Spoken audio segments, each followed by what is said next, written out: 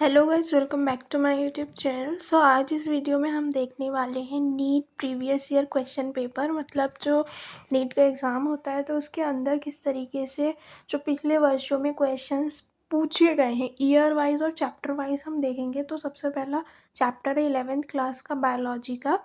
Chapter 1 है the living world. Okay, तो इसके अंदर हम कुछ क्वेश्चंस देखेंगे कि कौन कौन से क्वेश्चन पिछले ईयर्स में पूछे गए हैं। ओके, ईयर डेट भी लिखी है। जैसे सबसे पहले इन्होंने 2011 का क्वेश्चन दे रखा है कि 2011 में किस तरीके का क्वेश्चन पूछा गया था। ओके, तो इसे हम देखेंगे।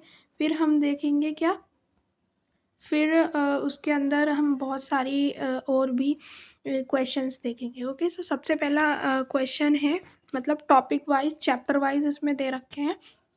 तो सबसे पहला क्वेश्चन है इसके अंदर हमारा, कौन सा क्वेश्चन है हमारा, है question number first, which of the following aspect is an exclusive characteristic of living things, है ना। तो मतलब कौन सी करेक्टरिस्टिक इसमें एक्सक्लूसिवली होती है लिविंग बींग्स में। लिविंग चीज़ें जो हैं कि किन्हें कहेंगे, कौन कौन सी करेक्टरिस्टिक हैं। तो 4 ऑप्शन दे रखे हैं इस क्वेश्चन के अंदर।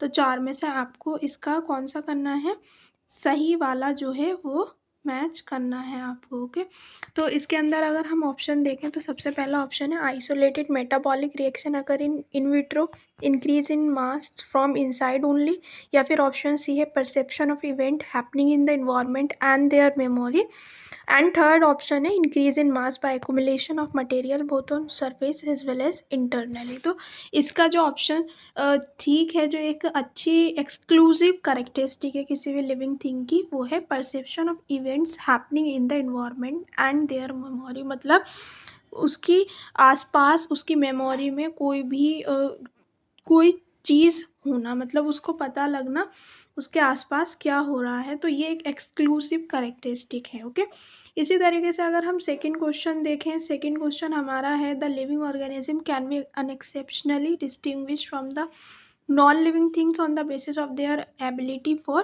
तो इस तरीके से मतलब इसमें भी नॉन लिविंग को आप लिविंग से किस तरीके से डिफरेंशिएट करोगे। तो कौन कौन सी इसकी वो हो सकती हैं करेक्टरिस्टिक।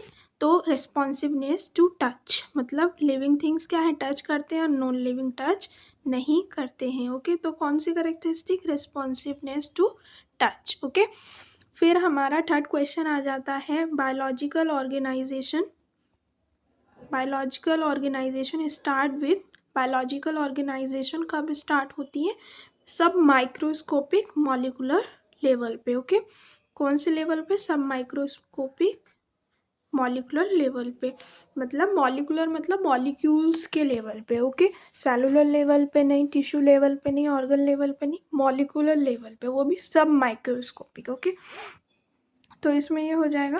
फिर हमारा इसके चैप्टर 1 का जो टॉपिक है हमारा, कौन सा है ये, diversity in the living world. उसका जो फोर्थ क्वेश्चन है, select the correctly written scientific name of mango which was describe by Carolus Linnaeus. तो ये आपने पढ़ा ही होगा। तो इसका मैग्नीफेरा इंडिका क्या आ जाएगा, लिन। ओके, तो इसका आंसर आ जाएगा हमारा ये सी, कि जो भी साइंटिस्ट होता है उसका नाम लिखा जाता है, जो भी उसके पूरे होते हैं। बहुत सिंपल क्वेश्चन है। क्वेश्चन नंबर 5 है हमारा, विच of the following is against the rule of ICBN. ICBN में के खिलाफ क्या है, इसमें international council of botanical nomenclature इसकी फुल फॉर्म होती है। तो इसके अगेंस्ट कौन सी इन्होंने डेफिनेशन दे रखी है, hand written scientific name should be underline. क्या अंडरलाइन होना चाहिए, हाँ होना चाहिए। Every species would have a generic name and specific epithet, हाँ ये भी होना चाहिए। Scientific name are in Latin and should be italicised, हाँ ये भी होना चाहिए। Generic and specific name should be written starting with small letter, no. तो ये जो डी है इसका ऑप्शन नंबर ये गलत है। तो मतलब इसका क्या, कि जेनेरिक नेम जो है वो कैपिटल में होता है और स्पेसिफिक होता है आपके स्मॉल। ये चीज़ होती तो ये ठीक होता, लेकिन ये दोनों को क्या बोल रहा है, दोनों को बोल रहा है कि ये स्मॉल में है। तो ऐसा कुछ होता नहीं है। तो ये जो चीज़ है ये गलत दर्शा रही है। तो इसका ऑप्शन नंबर डी करेक्ट होगा। ओके, इसी तरीके से इसका क्वेश्चन नंबर 6 है, nomenclature is govern by certain universal rules which of the following is contrary to the rules of nomenclature. Contrary मतलब अगेंस्ट, कॉन्ट्रारी का क्या मतलब है, अगेंस्ट क्या है। ICBN जो भी आपका नॉमेनक्लेचर्स होते हैं उसके अकॉर्डिंग, जो भी आप नॉमेनक्लेचर करते हैं उसके अकॉर्डिंग इसमें अगेंस्ट क्या है। The name are written in Latin are italicised, हाँ ये तो सही है बात। When written by hand the name are to be underline, हाँ अंडरलाइन भी होते हैं। Biological names can be written in any language, no. Biological name जो हैं वो किसी भी भाषा में नहीं लिखे जाते, वो लैटिन भाषा में लिखे जाते हैं सिर्फ। ओके, तो इसका जो ऑप्शन नंबर हमारा हो जाएगा वो हो जाएगा सी करेक्ट, क्योंकि ये कॉन्ट्रारी है। ओके, ICBN का स्टैंड फॉर क्या है, international code for botanical nomenclature, तो फर्स्ट वाला ही आ गया हमारा है इसमें। Biosystematic aims at the classification of organism on broad morphological character delimiting various types of organism, तो इसका बायोसिस्टम एटिक का क्या एम है, क्या गोल है, इसका एम है the classification of organism based on their evolutionary history, और जो भी उसकी स्टडीज है उसके पैरामीटर हैं उनके बेस पर स्टडी करना, तो इसका आंसर हो जाएगा ये। ओके, फिर है the book Genera Plantarum was written by Genera Plantarum, book जो है वो किसने लिखी थी, तो ये भी याद करने वाला क्वेश्चन है। ये बुक लिखी थी बैंथम एंड हुकर ने। ओके, तो इसका ऑप्शन नंबर बी करेक्ट हो जाएगा। Okay, Linnaeus is credited with, Linnaeus को क्या किस लिए जाना जाता है, क्या चीज़ क्रेडिट मतलब किस चीज़ का उन्हें क्रेडिट दिया गया, ऑब्वियसली बायनॉमियल नॉमेनक्लेचर उन्होंने ही डिस्कवर करा था। ओके, तो ये बात हो जाएगी इनके पास से। फिर हम क्वेश्चन नंबर 10 हमारे ये हो गए। क्वेश्चन नंबर अब हम 11 से चलते हैं। तो यहाँ पर अगर हम देखें क्वेश्चन नंबर 11 है हमारा, Linnaeus evolve system of nomenclature called, अभी हमने पढ़ा ऑब्वियसली बायनॉमियल नॉमेनक्लेचर उन्होंने डिस्कवर करा था। ओके, क्वेश्चन नंबर 12 है the term new systematic was introduced by, new systematic जो है वो किसने दी थी, ऑब्वियसली जूलियन एंड हक्सले ने दी थी, तो ये भी याद करने वाला है आपको, जो कि इम्पोर्टेंट क्वेश्चन है। ओके, पूछ लिया जाता है। तो अब हमारा इस चैप्टर का न्यू टॉपिक है, नेक्स्ट टॉपिक है taxonomic categories. Okay, taxonomic categories क्या होती हैं उनके बारे में हम उसके क्वेश्चन करेंगे जो कि प्रीवियस ईयर में पूछे गए हैं। तो इन नीट 2021 में भी ये सवाल आया था, which one of the following belongs to the family musaceae, musaceae किसकी फैमिली है, तो इसका सही जवाब है इसका आपका house fly. Okay, house fly क्या है, इसका करेक्ट ऑप्शन है। तो मस्केडी आती है हाउस फ्लाई फैमिली से, है ना, मतलब हाउस फ्लाई जो है वो मस्केडी फैमिली से आता है। तो इसके आपको family, genus, species, order, class, सब क्लास, ये सब याद होना चाहिए। तो नीट में कुछ भी पूछा जा सकता है। Obviously NCERT is very important, कि NCERT का एक एक वर्ड, एक एक लाइन आपको स्पेशली बायोलॉजी की नहीं छोड़नी। Okay, then question number 14 match column करना है, मैचिंग है, तो उसकी फैमिली से उसके ऑर्डर तक आपको मतलब किसका क्या ऑर्डर है, क्या कौन सी क्लास किसकी है, तो ऑर्डर से आप पता लगा सकते हैं। ऑर्डर डिप्टेरा, बी का 1 होना चाहिए, तो इसका है ऑप्शन नंबर ए। ओके, ए मतलब इसका होगा मस्केदी, फैमिली मस्केदी होती है ऑब्वियसली, ऑर्डर डिप्टेरा होता है, और क्लास इंसेक्टा दी सेकेंड यानी Arthropoda. Okay, then question number 5 की बात आते हैं हम, the common characteristic between tomato and potato की क्या, कौन से लेवल पे ये मैक्सिमम करेक्टरिस्टिक दिखाती हैं, तो इनकी फैमिली सेम है ऑब्वियसली, है ना। One of the following organism is scientifically correctly named, correctly printed according to the international, मतलब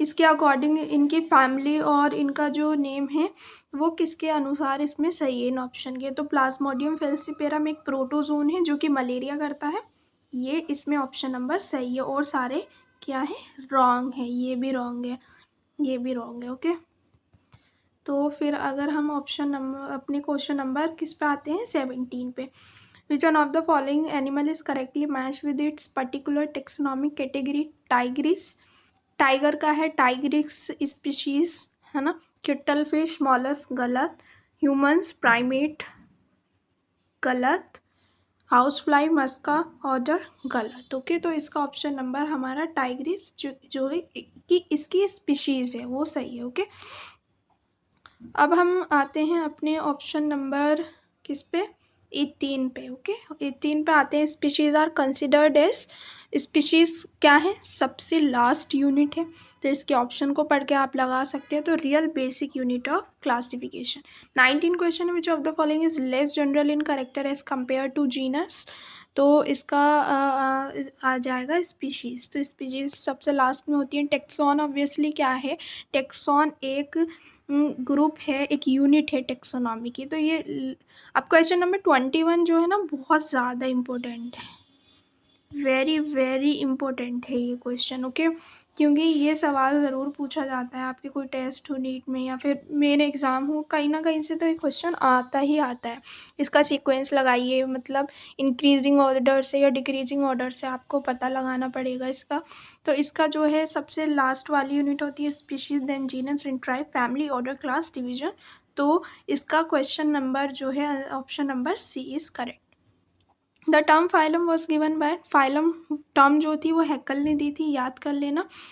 द ग्रुप ऑफ प्लांट और animal with similar trait of any rank of tax on, tax on में ये similar दिखाते हैं अपनी properties, characteristic.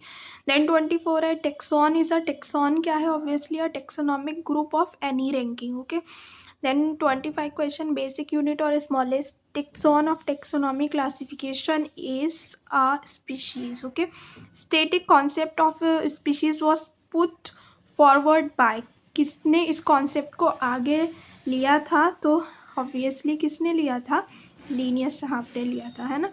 तो Linnaeus ने इस कॉन्सेप्ट को आगे लिया था। देन हमारे कुछ लास्ट क्वेश्चंस बचे हैं और नीचे क्या दे रखा है, इसकी आंसर शीट भी, आंसर की भी दे रखी है। 27 का अगर हम देखें, इसमें मैचिंग करनी है ऑब्वियसली पहले से आपको। तो म्यूज़ियम से सबसे पहले जो आपको सबसे आसान लगे ना उसे ले लीजिए। म्यूज़ियम क्या है, म्यूज़ियम वो जगह है जहाँ पर आप क्या रखते हैं, म्यूज़ियम में क्या होता है ऑब्वियसली। अगर हम देखें 27 क्वेश्चन हमारा, तो इसमें अगर हम म्यूज़ियम का देखें, it's a place having a collection of preserve animals and plant, है ना। तो सी का 1 आना चाहिए, जहाँ पर एनिमल्स और प्लांट्स को प्रिजर्व करके रखा जाता है। तो सी का 1 किस में है, ऑब्वियसली डी में है, तो 27 का डी होना चाहिए, ओके। बस इससे पता लगा सकते हैं, मैं बहुत आसान सी मैचिंग आती है। The label of herbarium sheet does not carry information of, obviously उसका लोकल नेम भी होगा, कलेक्टर का नेम भी होगा, कलेक्शन की डेट भी होगी, लेकिन कभी भी उसकी हाइट नहीं होगी। तो option D is correct for this question, है ना। हाइट नहीं दे रखी होती कभी भी। 29 क्वेश्चन है, विच one of the following is not a correct statement. तो ये 4 आपको ऑप्शन दे रखे हैं, उन्हें पढ़ के आपको बताना है इनमें से क्या करेक्ट नहीं है, जो सही नहीं है। पहले तो आप इसको अंडरलाइन कर लीजिए कि नॉट अ करेक्ट, यानी हमें इनकरेक्ट स्टेटमेंट इसमें से ढूंढना है। अब museum has collection of photographs of plant and animals, no, museum में फ़ोटो थोड़ी लगे होते हैं, रियल में उनको प्रिजर्व करके रखा जाता है। तो हमें पहले ही पता चल गया this is not a correct, और सब सही है। उन्हें पढ़ लो कि is a taxonomic aid for identification of specimen, yes. Herbarium house dried pressed and preserve plant specimen, obviously वहाँ पर हर्बेरियम में प्रेस करके प्रिजर्व करा जाता है, उसका नाम लिखा जाता है। बोटानिकल गार्डन्स में सिर्फ लिविंग प्लांट को रेफरेंस दिया जाता है, तो ये भी सही है। तो इस ऑप्शन के अकॉर्डिंग, इस क्वेश्चन के अकॉर्डिंग हमारा फर्स्ट वाला सही है, ओके। क्वेश्चन नंबर 30 है, one of the most important function of botanical garden is that. इसमें से इम्पोर्टेंट फंक्शन क्या है बोटानिकल गार्डन का, कि they allow ex situ conservation, ex situ conservation करते हैं फॉर जंप ब्लॉसम, ओके। तो दिस इज़ अ क्या हमारा ये थर्ड ऑप्शन इसके लिए करेक्ट है। तो ये कुछ इम्पोर्टेंट क्या थे, इम्पोर्टेंट क्वेश्चंस थे जो कि प्रीवियस ईयर्स में पूछे गए हैं बच्चा लोग, ओके। जैसे इनके नीचे नीट 2018 में पूछा गया है, नीट 2013 में, नीट 2005 में, तो ये पूछा गया है। तो सिर्फ आपको बहुत अच्छे से इसको पढ़ना है। अगर वीडियो अच्छी लगी हो तो लाइक करें, शेयर करें, प्लीज़ चैनल को सब्सक्राइब करें। Thanks for watching.